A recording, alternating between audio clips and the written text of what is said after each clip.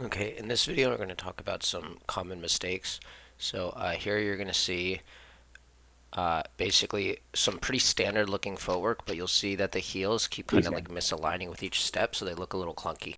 Here you'll see the toes staying in the same line rather than the heels. This is what causes people to like drift off to the side very often. Here I'm exaggerating like this letter T with my feet, but basically the goal is that even when the back heel is lifted, the both heels are still aligned. Okay, this one common mistake, you're going to see me not pay attention to my hand at all. So even if the movement seems fine, look at what happens to my front hand. If this is how you're practicing footwork, even if your feet are getting better, you're just going to completely miss when you're actually holding your blade.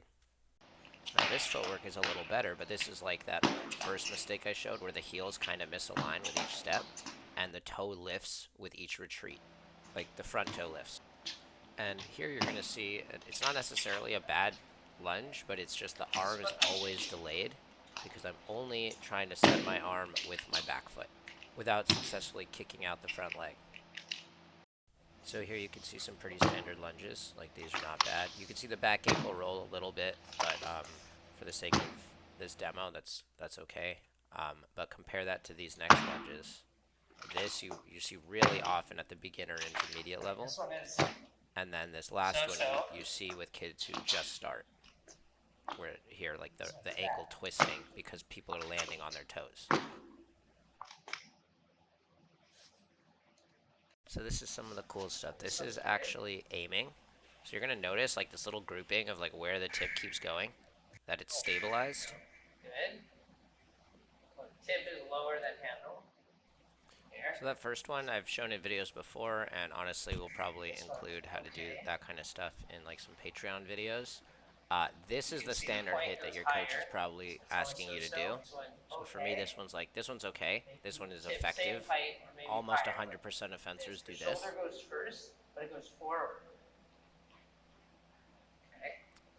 Now, these ones are the ones that you see at the beginner and intermediate level. Even some competitive level kids whose legs get fast enough might still do this with some success. So if you can actually observe this mistake, it's going to vastly improve your fencing because you're going to be able to see if your opponent is doing this, and you're going to be like, oh, there is a tiny moment, there's a tempo where I can actually defend myself instead of getting hit. I think I forgot my normal jacket here, so I was borrowing the vest kind, which honestly I don't recommend. Okay, so here's a standard hit. This is like the shoulder going first. Good one.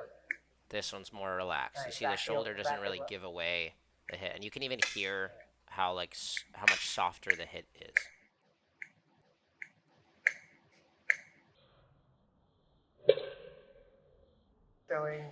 Okay, so conceptually, fade disengage is probably one of my favorite moves. So here we're showing like a standard one, like where you're gonna make like a V or like a U.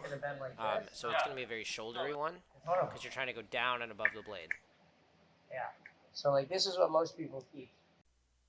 If you'd like to upgrade your disengage, join our Patreon.